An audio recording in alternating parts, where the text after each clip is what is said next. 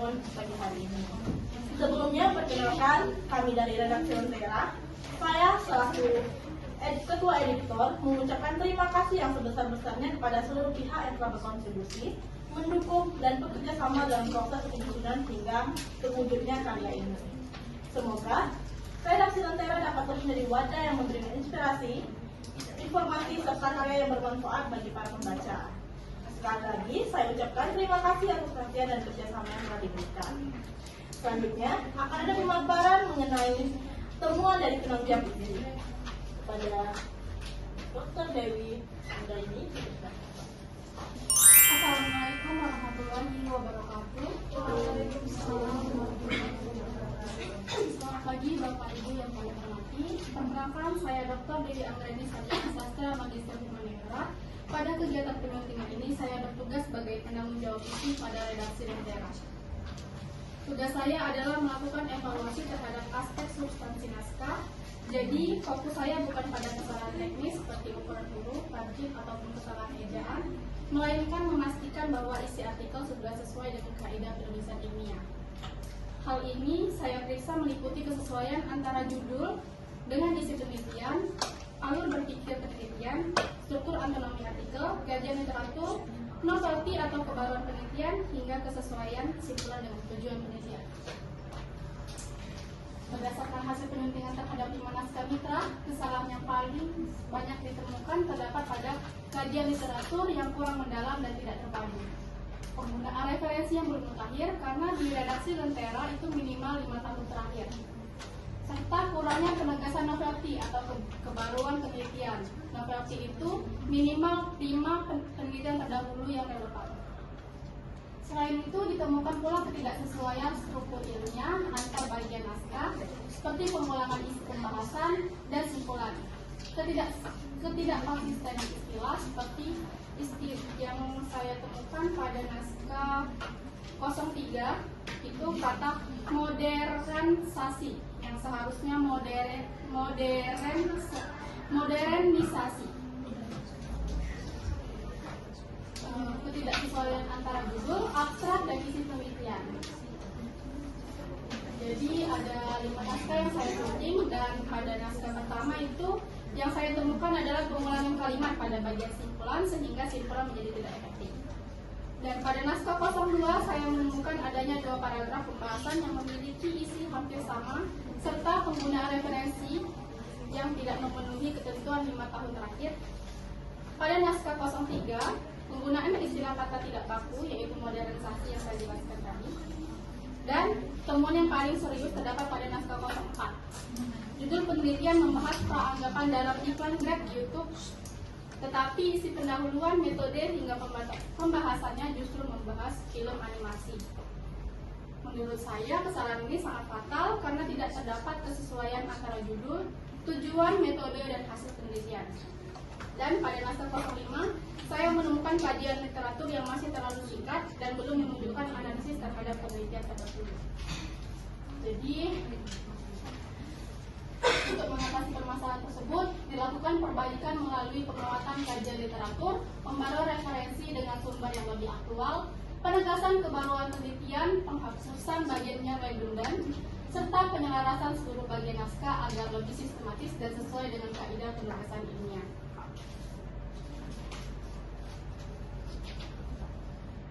Sebagai penanggung jawab isi, saya memandang bahwa penyuntingan substansi merupakan tahapan yang sangat penting. Sebab, sebuah artikel ilmiah tidak hanya dinilai dari bahasa yang baik atau format yang rapi, tetapi juga dari kualitas isi, logika penelitian, serta kontribusi ilmiahnya terhadap perkembangan ilmu pengetahuan. Demikian pemaparan dari saya. Terima kasih atas perhatian Bapak Ibu dan teman-teman sekalian. Saya tutup. Wassalamualaikum warahmatullahi wabarakatuh. Waalaikumsalam warahmatullahi wabarakatuh. Terima kasih kepada Bu Dr. Dewi Anggraini, sarjana sastra magister humaniora. Selanjutnya akan ada penjelasan pemaparan temuan dari penanggung jawab teknis kepada Ibu Dr. Dahlia SDS MDS PhD.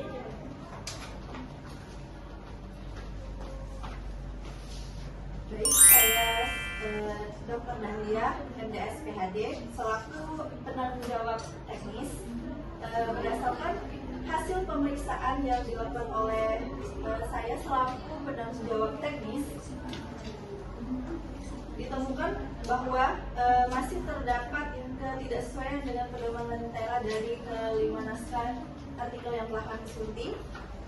Kesalahan yang paling banyak ditemukan berkaitan dengan aspek format penulisan, meliputi ukuran huruf, penggunaan huruf kapital pada judul, pengaturan spasi, dan tata letak naskah.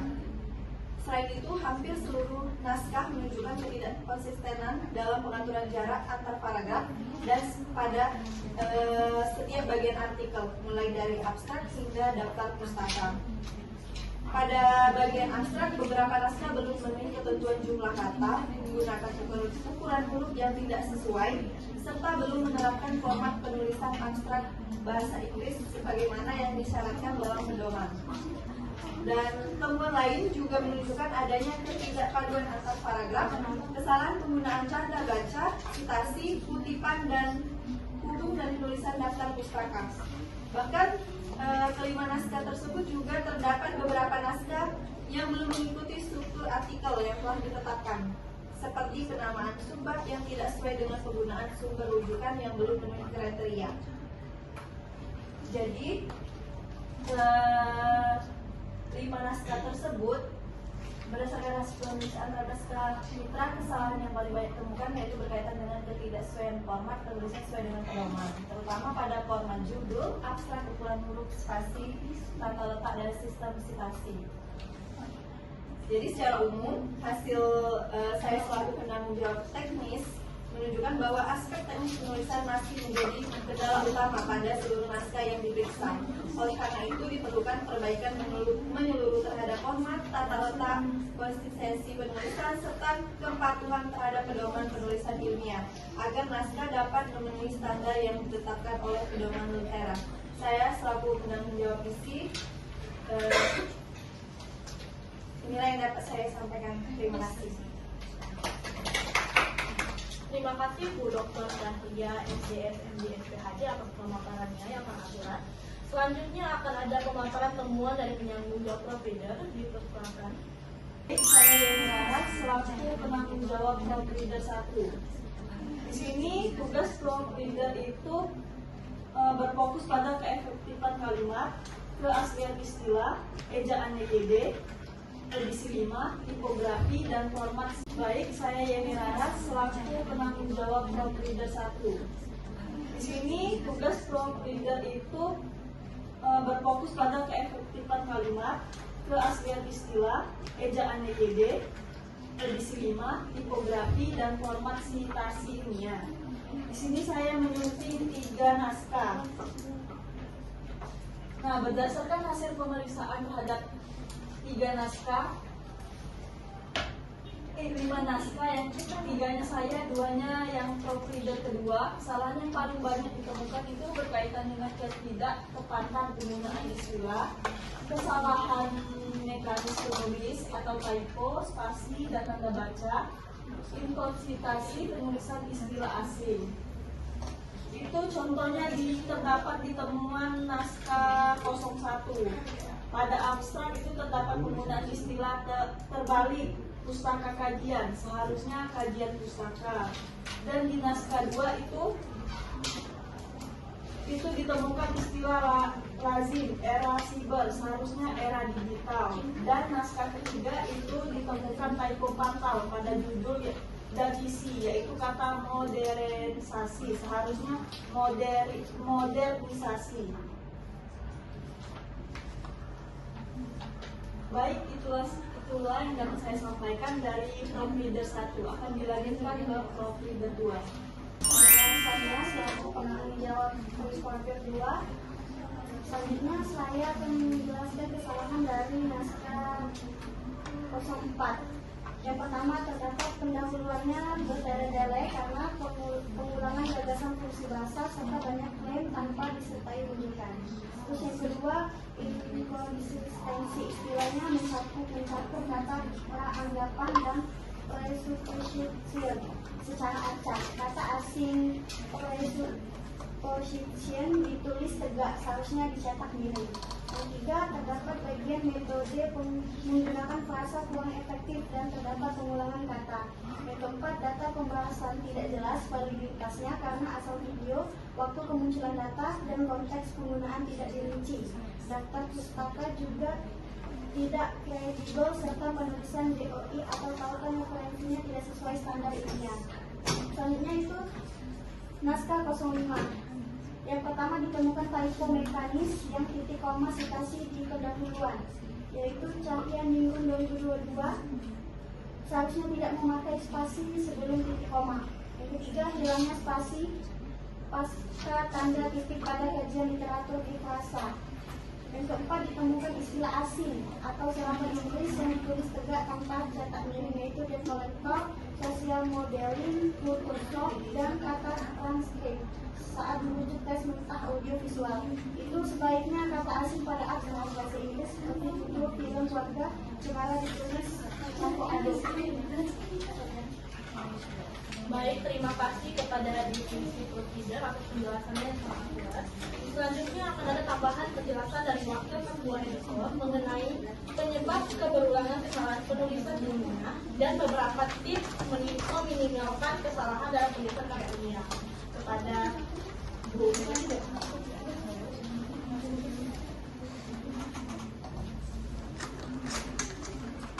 Baik, sebelumnya terima kasih atas kesempatan pensyarahnya. Terima kasih jawab. Di sini saya Dr. Desi Antoni, SSMU. Saya akan menyampaikan penyebab keberulangan kesalahan penulisan ilmiah. Jadi berdasarkan temuan naskah yang telah disunting oleh saudara menemukan bahwa kesalahan penulisan ilmiah yang berulang bukan hanya disebabkan oleh masalah teknis saja, tetapi juga dipengaruhi oleh faktor psikologis dan akademis dari si penulis. Dari aspek psikologis, terdapat kecenderungan kepergetahan dan kelalaian penulis, atau yang biasa kita sebut human error, yang cukup tinggi. Hal ini terlihat dari banyaknya kesalahan tipografi, kesalahan pengetikan yang cukup fatal, serta hilangnya spasi setelah tanda titik. Temuan tersebut menunjukkan bahwa penulis seringkali tidak melakukan pembacaan ulang secara mandiri setelah naskah selesai ditulis. Selain itu, penulis juga kerap mengalami blind spot kognitif, yaitu kondisi ketika naskah melihat suatu kesalahan tetapi otak menganggapnya benar karena sudah terlalu familiar dengan isi tulisan yang dibuat. Oleh karena itu, rekan-rekan, penulis perlu lebih cermat dalam memeriksa kembali naskah, memahami kaidah bahasa yang baik dan benar, serta memanfaatkan sumber rujukan seperti kamus dan pedoman bahasa. Dari aspek akademis, kesalahan yang sering muncul disebabkan oleh kurangnya pemahaman atau ketahuan terhadap gaya selingkuh dan pedoman jurnal yang dituju. Karena itu, sebelum mengirimkan artikel ke sebuah jurnal, penulis perlu mempelajari dan menyesuaikan naskahnya dengan ketentuan yang telah ditetapkan oleh jurnal tersebut. Sebagai langkah solutif, redaksi Lentera menerapkan beberapa tahapan pemeriksaan, yaitu yang pertama, ada pemeriksaan keselarasan anatomi teks. Yang kedua, pemeriksaan penyajian teori dan unsur kebaruan penelitian. Yang ketiga, pemeriksaan mekanisme penulisan dan kebahasaan. Yang keempat, pemeriksaan format resmi, tata letak atau layout dan visual naskah. Dan yang kelima, pemeriksaan akurasi citasi dan referensi. Berikutnya,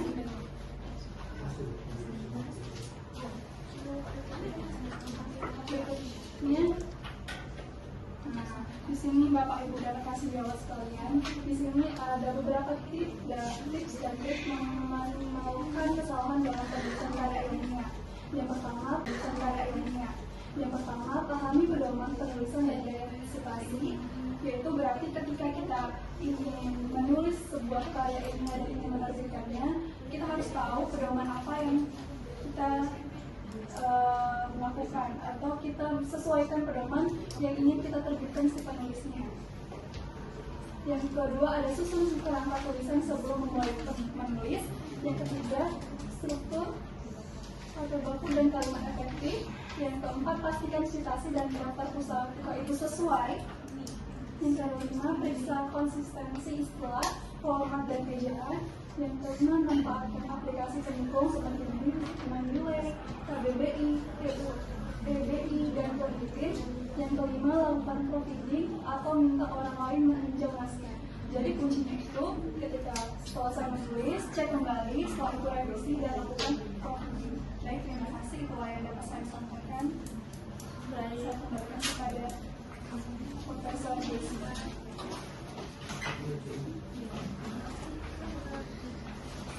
Baik, terima kasih kepada atas rekan-rekan semuanya atas penjelasan yang sangat akurat. Jadi berdasarkan keseluruhan hasil temuan yang telah dipaparkan dan telah disusun satu persatu, kami dapat menetapkan bahwa kelima artikel tersebut telah layak dipublikasi di bawah naungan redaksi Lentera karena artikel-artikel tersebut telah memenuhi standar penulisan, penyajian serta ketentuan yang telah ditetapkan. Selain itu, seluruh hasil revisi dan perbaikan telah dilakukan secara menyeluruh, sehingga artikel memiliki kualitas yang lebih baik, informatif, dan siap untuk diberikan kepada pembaca.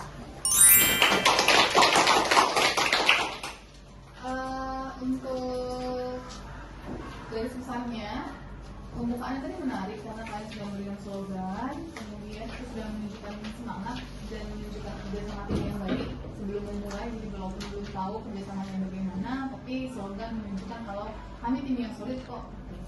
Kemudian struktur presentasinya tuntut, kemudian penyampaian materinya jelas dan kerjasama tim terlihat baik, tapi PPT-nya terlihat sangat jenuh karena terlalu banyak tulisan. Karena yang lengkapnya semua ada di makalah, jadi sebenarnya PPT hanya garis besarnya saja, tidak perlu terlalu banyak tulisan karena akan jenuh orang melihatnya. Kemudian gelar ini yang menarik kalau saya lihat karena gelarnya ini hebat sekali. Sedangkan ini akan membuat orang, ini kan simulasi ya, akan membuat orang berpikir bahwa menjadi editor harus profesor ya berarti, menjadi editor harus doktor ya. Padahal dalam praktiknya tidak seluas ini. Paling kalaupun ada yang doktor itu paling cuma ketua chief editornya saja, ketua editor. Lalu profesor itu bukan gelar yang didapatkan dari pendidikan. Profesor adalah gelar yang didapatkan ketika dia menjadi dosen. Jadi seolah-olah kalau dia profesor, tapi kok dia ketua editor, harusnya kalau profesor ini pasti ke universitas. Ya, profesor itu bukan didapat dari sekolah, bukan. Sekolah cuma sampai doktor, tidak ada sekolah untuk profesor. Jadi kalau menjadi profesor harus jadi dosen. Nah, itu bukan dosen nih ceritanya. Jadi karena ini simulasi, jadi akan lebih realistis kalau cukup ya S1 saja, S2 saja, karena pekerjaannya tidak terlalu menuntut pendidikan yang tinggi. Yang dituntut apanya? Pengalamannya. Jadi bukan berarti yang S1 nanti kalian mikirnya saya dan saya jadi editor, bisa, yang penting adalah pengalamannya dan pemahamannya. Jadi akan lebih terlihat realistis ketika ya gelarnya biasa aja. Kemudian untuk pertanyaannya, dari seluruh hasil penelitian, mana yang perubahan kan banyak yang kalian temukan tadi ya, perubahan mana yang menurut kalian paling harus diubah gitu?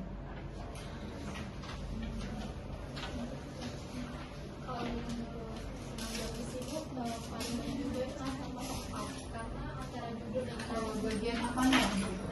judulnya itu membahas tentang anggapan dalam Islam di YouTube, tetapi isi pendahuluan metode hingga pembahasannya membahas film animasi anak. Oke, terus saya memutuskan untuk mengubah judulnya. Merubah isinya. Oh, judulnya tidak diubah? Iya. Yang parah tadi menurut kalian isi tidak sesuai dengan judul? Iya. Jadi yang kalian ubah adalah isinya. Oke. Kenapa isinya yang diubah? Pertimbangannya apa?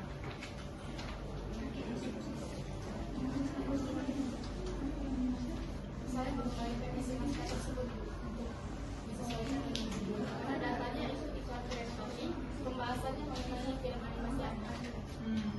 Berarti yang diperbaiki adalah judulnya atau isi naskahnya? Isi naskahnya. Berarti yang tadinya ya penelitian ulang gitu ya.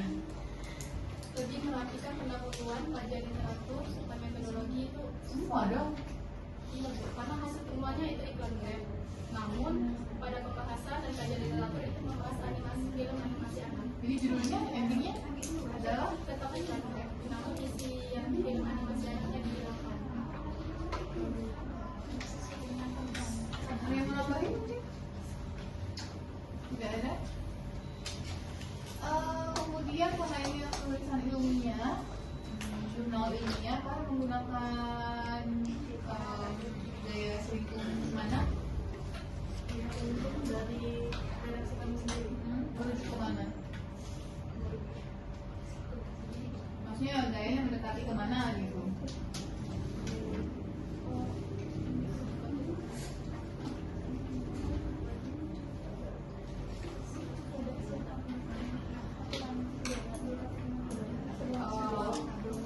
Iya, aturan pengutipannya, pengutipan data pustakanya lebih menentukan kemana? DCE. Yang edisi? Edisi 7. Edisi 7. Tidak ada halaman memang di dalam pengutipan.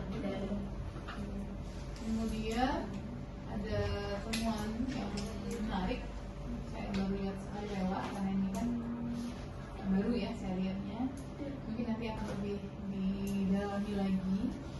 Dari saya lihat kalau kalian mengubah naskah dari yang awalnya dia kan tidak ada halaman, jadi saya juga bingung rujuknya bagaimana. Naskah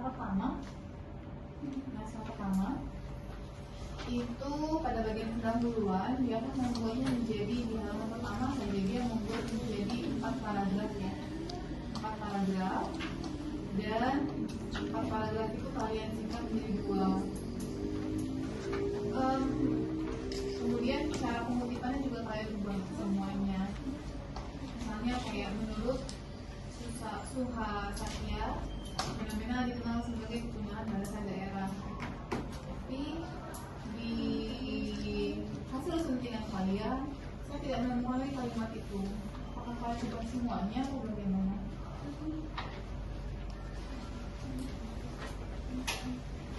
Ini bagian kami sama isi.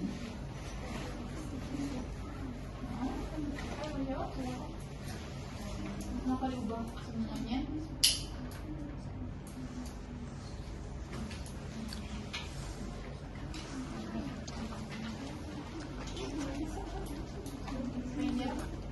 Saya tidak menemukan lagi kalimat itu.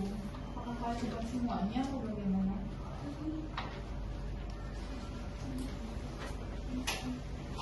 Ini bagian kami sama isi.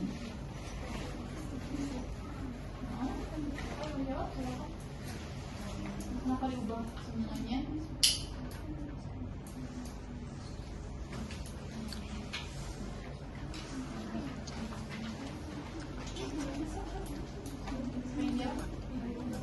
Boleh?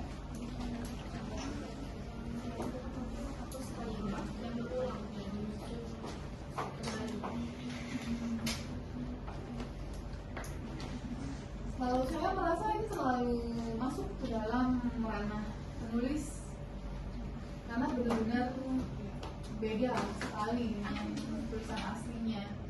Jadi kita lakukan penyuntingan isi kalau ada kesalahan dalam penalaran misalnya, atau kayak kebingungan ketika membaca kembali misalnya, itu kita ubah.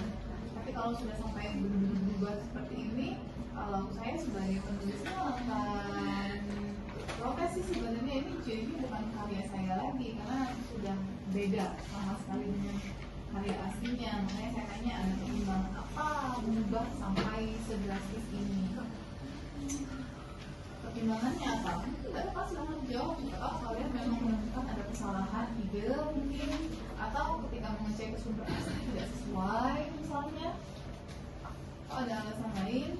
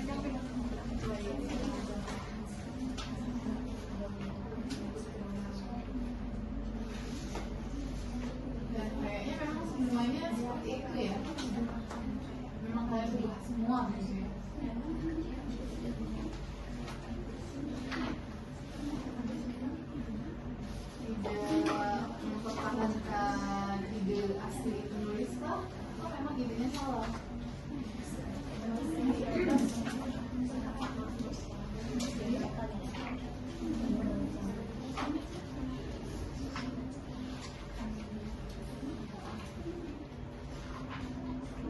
Kutipannya diubah atau tidak? Kutipan yang ada.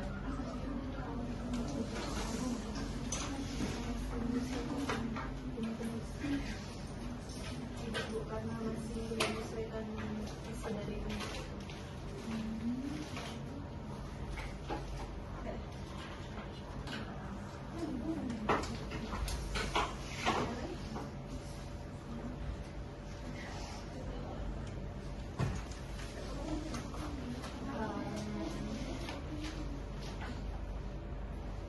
Sudah disentuh ya?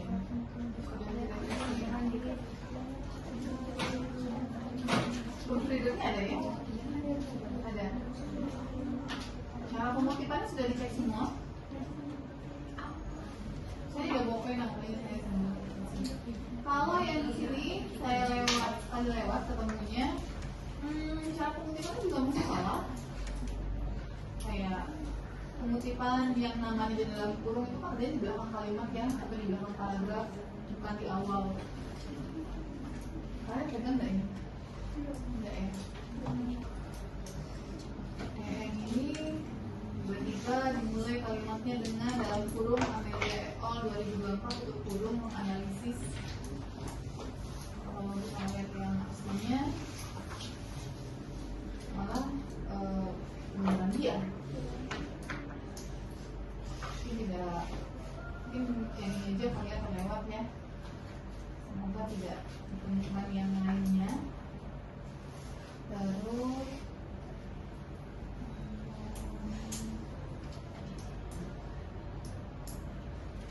oke, dalam menyunting chief editornya, bagaimana dulu yang diprioritaskan untuk diperiksa dalam artikel? Ada abstrak, pendahuluan dan sebagainya. Mana yang didahulukan untuk diperiksa? Berurutan atau ada sesuatu yang harus duluan? Berurutan. Oke, kalau gitu.